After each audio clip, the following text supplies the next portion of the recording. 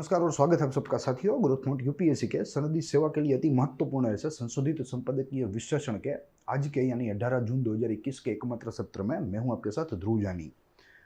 आज संपादकीय लेखों की गुणवत्तापूर्ण संपादकीय लेखों की गिरहाजिरी थी हमारे तीनों के तीनों न्यूज़पेपर ऑफ रेफरेंस में से, तो इसीलिए इस कार्यक्रम की कंटिन्यूटी बनाए रखने के लिए हम आज इस सेगमेंट के तहत एक महत्वपूर्ण समाचार को देखेंगे, उसको समझने का प्रयास करेंगे। साथ ही में परीक्षा लक्षी इनमें से जो माहितियां हैं उसको भी गैदर करने का प्रयास करेंगे। जैसे आपको दृश्यमान है हॉलमार्किंग ऑफ गोल्ड, आपने भी न्यूज़ में सुना होगा।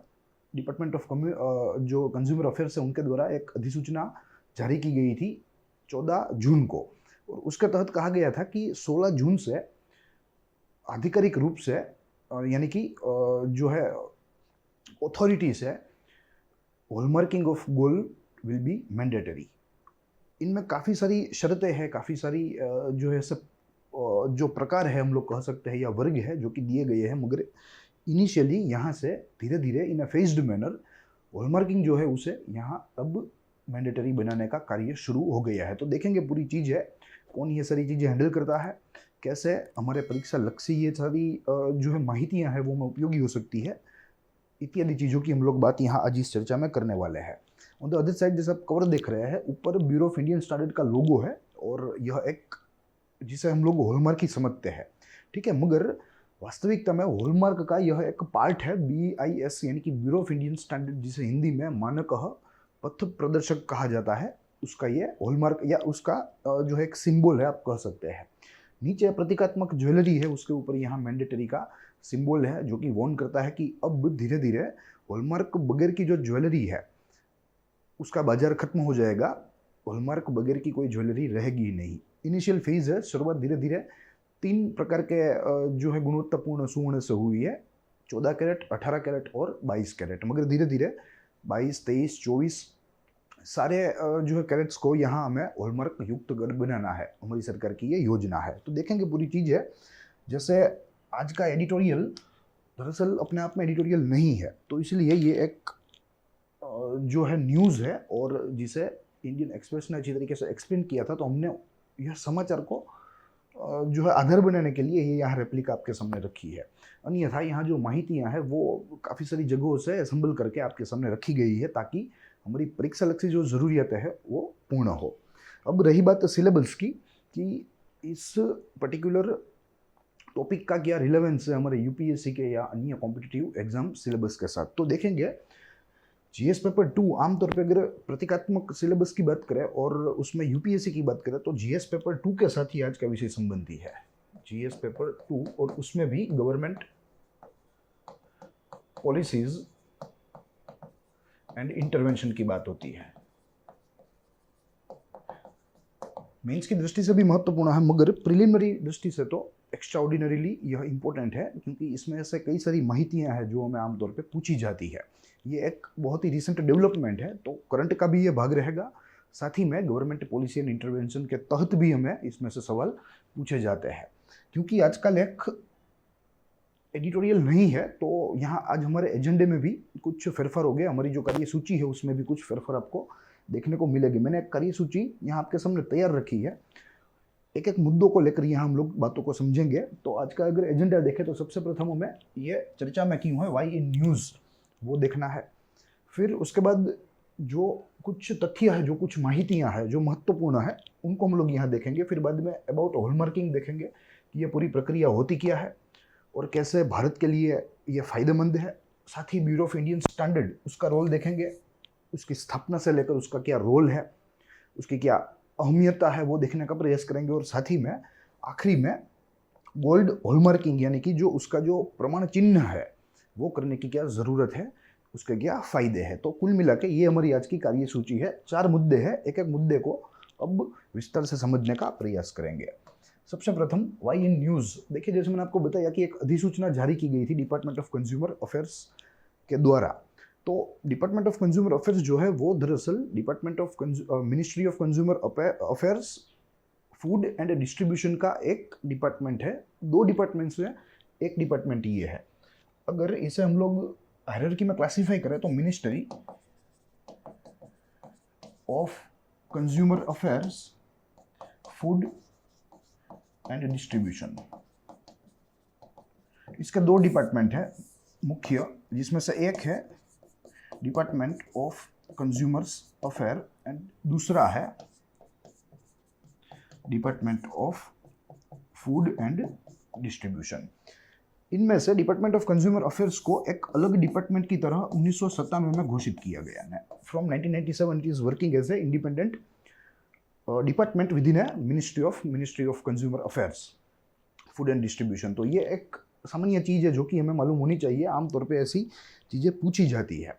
ठीक है, तो यहाँ मैंने आपको ये एक एंगल देने का प्रयास किया। ये नोटिफिकेशन कहता है कि 16 जून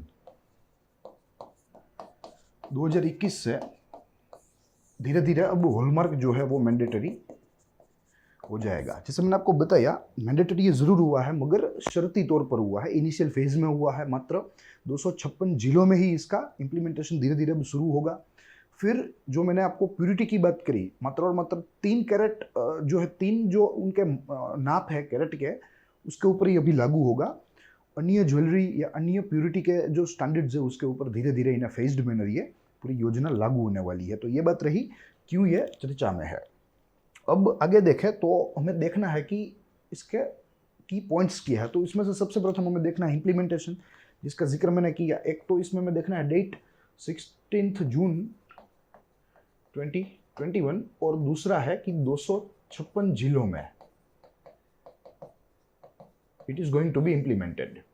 आप यह लिस्ट पूरी नेट पे देख सकते हैं, बहुत इजीली अवेलेबल है, मगर यह सारी चीज़ों को देखने का कोई फ़ायदा नहीं है, हमें प्रोडक्टिव चीज़ें करनी चाहिए। तो मात्र हमें अभी यही याद रखना है कि ये पायलट प्रोजेक्ट के तौर पर देश के 700 जिलों में से 256 जिलों में धीरे धीरे लागू होगी। अगर इनमें से कुछ टॉप स्टेट्स की बात करें तो कुछ टॉप स्टेट्स में तमिलनाडु है, जिनके 25 या 24 जिलों में ये पूरी योजना अमलीकरण होने वाली है। गुजरात है, महाराष्ट्र है। ठीक है, तो ये इनमें से कुछ महत्वपूर्ण ऐसे राज्य है जहाँ जिनके सबसे अधिक जिलों में यह योजना लागू होने वाली है। फिर नीचे आया rules applicable for sales retailer. ये एक महत्वपूर्ण मुद्दा है। ये स्वभाव की बात है कि ये जो रूल है या ये नियम जो आया है या ये जो अधिसूचना है वो दरअसल उपभोक्ता को नहीं मगर जो विक्रेता है, जो चीज़ों को बेचता है, उनके ऊपर लागू होने वाला है। तो अल्टीमेटली इस पूरे रूल या इस पूरी अधिसूचना के केंद्र में रिटेलर है, सेलर है या विक्रेता है। तो ये हमें यहाँ याद रखना है, विक्रेता केंद्रित। इस रूल से जो लायबिलिटी तय होगी वो विक्रेता की तय होगी, नहीं कि बायर की, नहीं कि कंज्यूमर की, कस्टमर की।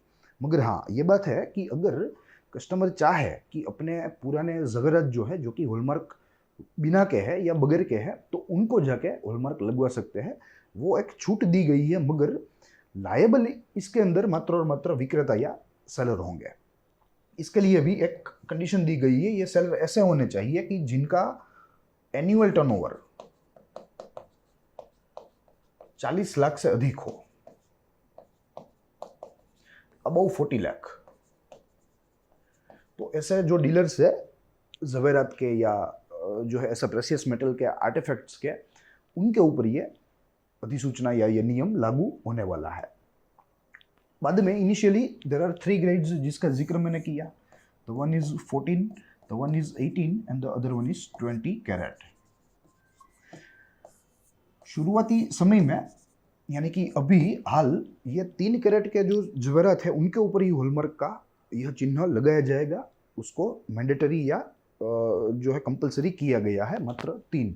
मगर सरकार के मुताबिक धीरे धीरे इन फेज्ड मैनर 22 कैरेट 24 कैरेट तक सारे जो ज़वेरात है वो सबको इसमें समाहित कर लिया जाएगा। फिर उसके बाद अगर पिनल प्रोविजंस की बात करें तो वर्तमान रूप से सरकार ने बता दिया है या सरकार ने बोल दिया है कि अंटिल अगस्त 2021 किसी भी प्रकार की पेनल्टी किसी भी व्यापारी के ऊपर, कोई भी विक्रेता के ऊपर नहीं लगाई जाएगी। सबको समय दिया जाएगा, लगभग 1 वर्ष का समय रजिस्ट्रेशन के लिए दिया जाने वाला है। मगर उसके बाद यहाँ पेनल्टी लगने की संभावना ज़्यादा है जो कोई इस कानून का या इस नियम का उल्लंघन करे। तो अगर उल्लंघन किया तो उनको पेनल्टी में या तो 1 लाख रुपीस देने होंगे, they will be fined up to minimum 1 lakh rupee, या आर्टिकल की 5 गुना कीमत या 5 टाइम्स प्राइस ऑफ आर्टिकल, चाहे वो आर्टिकल हो चाहे वो ज्वेलरी हो। तो ये इसकी पिनल प्रोविजंस है।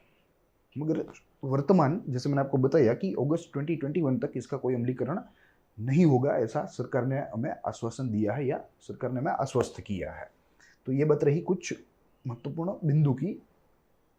अब तीसरा बिंदु जो है, हमारा तीसरा मुद्दा है, वो कहता है कि अब हमें जानना है हॉलमार्किंग के बारे में। ये जो प्रमाण मूल्यांकन है या प्रमाण मूल्यांकन चिन्ह है, उसकी ज़रूरत क्या है, पहले तो ये होता क्या है, फिर उसकी ज़रूरत क्या है। तो देखेंगे यहाँ एक BIS यानी कि जो ब्यूरो ऑफ इंडियन स्टैंडर्ड है, जो कि भारत की एक स्टैंडर्डाइजेशन एजेंसी है, स्टैंडर्डाइजेशन बॉडी या एजेंसी, आप कुछ भी कह सकते हैं, ठीक है। इसने एक व्याख्या दी है कि हॉलमार्किंग क्या होता है, हॉलमार्किंग को क्या कहते हैं, जो मैंने आपके यहाँ आपका सामने यहाँ मैंने लिखकर तैयार रखी है ताकि हमें समझने में आसानी हो।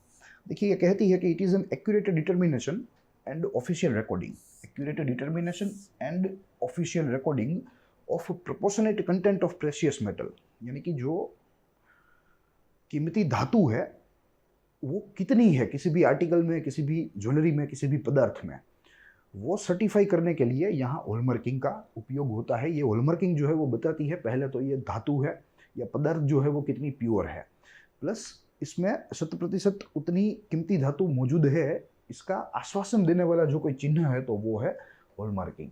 ऐसा यहाँ हमें BSI ने बताया है। Recording of proportionate content of precious metal in A precious metal article, चाहे वो ज्वेलरी हो, चाहे वो आर्टिफैक्ट हो, चाहे वो कोई भी पदार्थ हो, कितना उसमें कीमती धातु है, वो जो सर्टिफिकेशन है वो यहाँ हॉलमार्क से हमें मिलता है। ऐसा हमारी जो मानक पथदर्शक है उसके द्वारा कहा गया है या उसने परिभाषित किया है। आगे देखें, भारत में गोल्ड हॉलमार्क की शुरुआत अगर देखें तो करीबन 2000 से शुरू हो गई थी, मगर इसका इम्प्लीमेंटेशन नहीं हो पाया क्योंकि सरकार है इसको पोस्टपोन ही कर रही थी, और इसके लिए कोई इंफ्रास्ट्रक्चर जो होना चाहिए ज़रूरी, वो भी हमारे पास नहीं है, आज दिन तक नहीं है। जो असाइंग एंड हॉलमार्क सेंटर्स होने चाहिए वो आज हमारे पास नहीं है। जो सर्टिफाइड ज्वेलर्स होने चाहिए उतनी तादाद हमारे पास नहीं है। अधिकतर जो ज्वेलर्स है वह माइक्रो ज्वेलर्स है, ठीक है। तो इन सारी चीज़ों की वजह से आज दिन तक इसका इम्प्लीमेंटेशन नहीं हो पाया, मगर आगे चलकर जून 2018 में सरकार ने एक अधिसूचना जारी की थी, जून 2018 में, यानी कि आज से 3 साल पहले। उसके तहत 2 विभाग में वर्गीकरण किया गया था। एक था गोल्ड ज्वेलरी एंड आर्टिफैक्ट्स, और दूसरा उसका विभाग था सिल्वर ज्वेलरी एंड आर्टिफैक्ट्स, ठीक है। तो ये 2 विभाग कर दिए गए, और तब कहा गया 2018 में कहा गया कि भाई 2021 की जनवरी की 1 तारीख से ये पूरी जो चीज़ है वो लागू होगी, मगर फिर भी कुछ बाधाएं आई तो सरकार ने फिर भी जो है फिर तारीख को एक्सटेंड किया और जून 16 को सेट कर दिया। तो ये बात है। आगे देखें, प्रमाण चिन्ह के भाग यानी कि हॉलमार्क, प्रमाण चिन्ह यानी कि हॉलमार्क इसे कहते हैं। देखिए, कुल मिला के 4 इसके भाग है, 4 प्रकार के मार्क्स हमें हमारी ज्वेलरी के ऊपर धीरे धीरे अब दिखाई देने लगेंगे। इसमें सबसे प्रथम है BIS मार्क, दूसरा है प्योरिटी इन कैरेट, प्योरिटी इन कैरेट यानी कि ये पर्टिकुलर चीज या जवेरात या कोई पदार्थ कितने कैरेट का है या कितने कैरेट का कीमती धातु इसमें मौजूद है। फिर उसके बाद जो आपका एसेइंग सेंटर है, एसए सेंटर, उसका मार्क, उसकी पहचान, और आखिरी में ज्वेलर की पहचान। तो ऐसे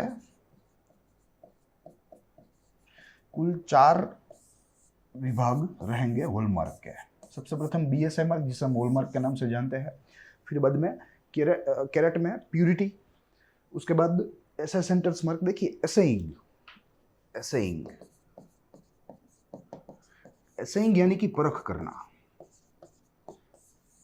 खरे खोटे की जांच करना, उसे एसेइंग कहते हैं। तो जो कीमती धातुओं को जो उसकी जो परख करते हैं उसको एसेइंग सेंटर्स कहते हैं। और ये एसेइंग सेंटर्स जो है वही हॉलमार्क लगाकर हमें देते हैं। तो इसे combinedly essaying and hallmark centres कहते हैं या कहा जाता है। फिर उसके बाद देखें तो हॉलमार्क भाई जो मैंने आपको यहाँ बताया, एसेइंग एंड हॉलमार्क सेंटर्स इनके द्वारा लगा जाता है, जिनकी संख्या पूरे देश में बहुत ही कम है। एक अनुमान के मुताबिक, एक संशोधन के मुताबिक ऐसा कहा गया कि पूरे देश में मात्र 945 ही ऐसे सेंटर्स है जो कि स्वर्ण या रजत की या चांदी की परख करते हैं, उनके ऊपर हॉलमार्क लगाते हैं। तो अपने आप में ये इंफ्रास्ट्रक्चर हमें रिवैम्प करना चाहिए ताकि ज़्यादा से ज़्यादा जो हमारे ज्वेलर्स है उन तक की ये सेवाएं पहुँचे, ज़्यादा से ज़्यादा ज्वेलरी हो या कोई भी चीज़ हो उनके ऊपर हॉलमार्किंग लग सके। प्लस ये जो 945 है, ऐसा कहा गया है कि तकरीबन एक एसेइंग सेंटर जो है वो तकरीबन पूरे दिन में करीब करीब 1500 पदार्थ के ऊपर हॉलमार्क लगा सकते हैं। They can hallmark 1500 plus articles on an average every day, ठीक है, पर वन सेंटर। तो पूरे साल की बात करें और सारे दिनों की बात करें तो करीब करीब आज भारत में 14 करोड़ आर्टिकल्स के ऊपर हॉलमार्क लगता है प्रति वर्ष, ये सारे को मिला के या और इनके कामों को मिला के, ठीक है। तो ये हमें रैंप अप करना चाहिए, यही सरकारी नीति होनी चाहिए और इनफैक्ट वही है, ठीक है। तो ये बात रही हॉलमार्किंग की। अब आगे देखें 20 यानी कि ब्यूरो ऑफ इंडियन स्टैंडर्ड, जिसे मानकः पथ प्रदर्शक भी कहा जाता है, ठीक है। इसका establishment bureau of Indian standard act के द्वारा हुआ जो कि 2016 में लाई गई, 2016। ये बहुत ही महत्वपूर्ण माहिती है। साथ ही में ये कानून सेंट्रल गवर्नमेंट को एक प्रकार की सत्ता देती है कि वे किसी भी अन्य एजेंसी की भी नियुक्ति कर सकते हैं ऐसे स्टैंडर्ड बॉडी की तरह, ठीक है, अलोंग विथ बीआईएस को हटा के नहीं, मगर अगर सरकार को लगे कि भाई यहाँ किसी भी क्षेत्र में अन्य कोई ऐसी एजेंसी की ज़रूरत है जो कि स्टैंडर्डाइजेशन का काम करे, तो वो इन एडिशन टू बीआईएस एक ऐसी संस्था को नियुक्त कर सकते हैं जो उस पर्टिकुलर क्षेत्र के लिए मानक देने का काम करे, स्टैंडर्डाइजेशन का काम करे। तो ये भी एक इस कानून की खासियत है, विशेषता है। आगे देखें तो इस कानून ने इस पर्टिकुलर संस्था को राष्ट्रीय मानक संस्था बना दिया, यानी कि नेशनल स्टैंडर्डाइजेशन बॉडी, जो बहुत ही महत्वपूर्ण होती है किसी भी देश के लिए, किसी भी राष्ट्र के लिए। तो ये यहाँ हमारी बीआईएस है। इसके लिए काफ़ी सारे एरियाज है, ऐसा नहीं है कि मात्र और मात्र जैसे कीमती धातु जैसे स्वर्ण हो, रजत हो, उसको ही देखना है। काफ़ी सारे एरियाज है, काफ़ी सारे क्षेत्र है जिनमें स्टैंडर्डाइजेशन की ज़रूरत है। कुछ नए क्षेत्र इनमें से मैंने आपके सामने रखे हैं, जिसमें अल्टरनेट फ्यूल्स है, फॉर एग्जांपल बायोडीजल। उसके बाद ई मोबिलिटी है, यानी कि electronic vehicle, automobile, medical device, for example ventilator. Smart cities जो बनने वाले हैं उनकी गुणवत्ता क्या रहेगी, उनका मानक कैसा रहेगा, वो भी यहाँ एक प्रकार का क्षेत्र है जो कि स्टैंडर्डाइजेशन जो है स्टैंडर्डाइजेशन की मांग करता है। उसके बाद डिजिटल टेक्नोलॉजीज़, जिनमें आर्टिफिशियल इंटेलिजेंस है, बिग डेटा है, इंडस्ट्रियल रिवोल्यूशन 4.0 है। तो ये सारी चीज़ें भी यहाँ जो है, इन सारी चीज़ों को भी ज़रूरत है मानक की या मानक ऐसी संस्था की। और आखिरी न्यू एंड रिन्यूएबल एनर्जी, जो कि एक भविष्य का खुलता क्षेत्र है, भविष्य में विकसित होने वाला क्षेत्र है। तो ये सारे क्षेत्रों को यहाँ आज स्टैंडर्डाइजेशन की ज़रूरत है। तो आज अगर देखें तो बीआईएस के पास कीमती धातुओं के अलावा काफ़ी सारे ऐसे क्षेत्र है जिनके मानक वे दे सकते हैं, आगे धीरे धीरे वे देंगे भी, ठीक है। तो ये बात रही ब्यूरो ऑफ इंडियन स्टैंडर्ड की। अब आगे देखें तो हमें यहाँ कुछ ऐसे कारण देखने हैं कि क्यों गोल्ड हॉलमार्किंग भारत में ज़रूरी है। तो इसका सबसे प्रथम कारण है कि भारत विश्व में सबसे ज़्यादा स्वर्ण का उपयोग करने वाला देश है। भारतीयों को स्वर्ण से कुछ लगाव है, सोने से कुछ लगाव है, और भारत में तो नहीं है स्वर्ण, तो इसलिए हम लोग इंपोर्ट करते हैं, मगर यहाँ हम उसका वपराश करते हैं, उसको यूज़ करते हैं। और एक अनुमान के मुताबिक लगभग annually we are importing 800 to 900 tons of gold, per annum. ठीक है, तो ये हमारी ज़रूरत है। उसमें से मात्र 30% ही ज्वेलरी का हॉलमार्क हो सकता है, क्योंकि यहाँ जैसे मैंने आपको बताया कोई अवेयरनेस नहीं, पहले तो कोई महत्व नहीं समझता हॉलमार्क का कि ये प्योरिटी की निशानी है, गारंटी है। प्लस यहाँ इंफ्रास्ट्रक्चर नहीं है इतना कि जो है बहुत ही तेज़ी से यह पूरी प्रक्रिया खत्म हो सके। एक अनुमान के मुताबिक कहा गया है कि मात्र और मात्र 35,000 ज्वेलर्स ही एनरोल्ड है। नंबर ऑफ 35,000 ओनली, 35,000 प्लस है, मगर मैंने आपको एक राउंड फिगर दिया है, इतने ही एनरोल्ड है और इतने ही हॉलमार्क का जो है कार्य कर पाते हैं। अन्यथा अन्य ज्वेलर्स जो है वे हॉलमार्क तक पहुंच नहीं पाते या पहुंच नहीं सकते। तो ये बात रही, only 30% of jewellery is hallmark. उसके बाद ये जो हॉलमार्क है ये क्वालिटी इंश्योरेंस है, ये एक गुणवत्ता की खराई है, या आप समझ लीजिए कि ये एक प्रकार की गारंटी है कि पर्टिकुलर ज्वेलरी या पर्टिकुलर पदार्थ इतनी गुणवत्ता का है। तो यहाँ एक प्रकार से वो हमें एश्योर करती है, इट्स एन एश्योरेंस। उसके बाद purity will be disclosed. Yes, जैसे हमने देखा हॉलमार्क में कुल 4 मार्क है, जिसमें से दूसरा जो मार्क है वो कहता है purity of that particular jewellery और आर्टिकल इन कैरेट। तो हमें यहाँ से कैरेट का पता चलेगा क्योंकि वहाँ वो लिखा होगा।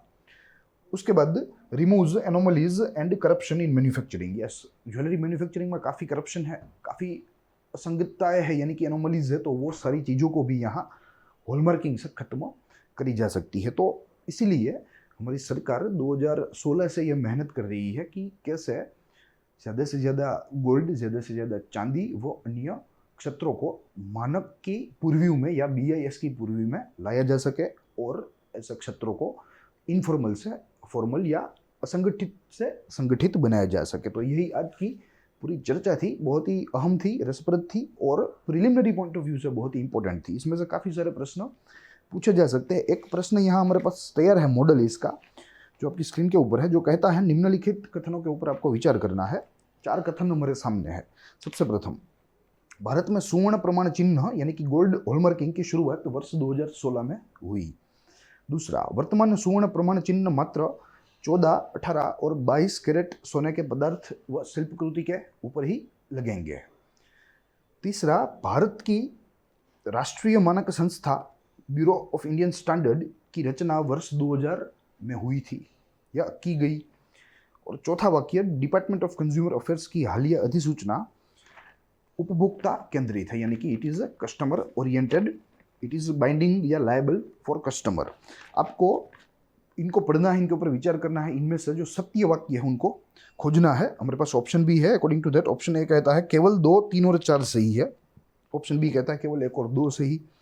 ऑप्शन सी कहता है केवल 2 और ऑप्शन डी कहता है कि मात्र प्रथम सही है। तो आपको इसका सही जवाब कमेंट करना है, सही जवाब ढूंढने की कोशिश करनी है, इसको कमेंट अप करना है। हमारी तरफ से इसका जवाब इस सेशन के प्रीमियर होने के कुछ घंटों के बाद आपको मिल सकता है, आप वहाँ से रेफरेंस ले सकते हैं। तो यही सारी बात थी जो आज हमें करनी थी।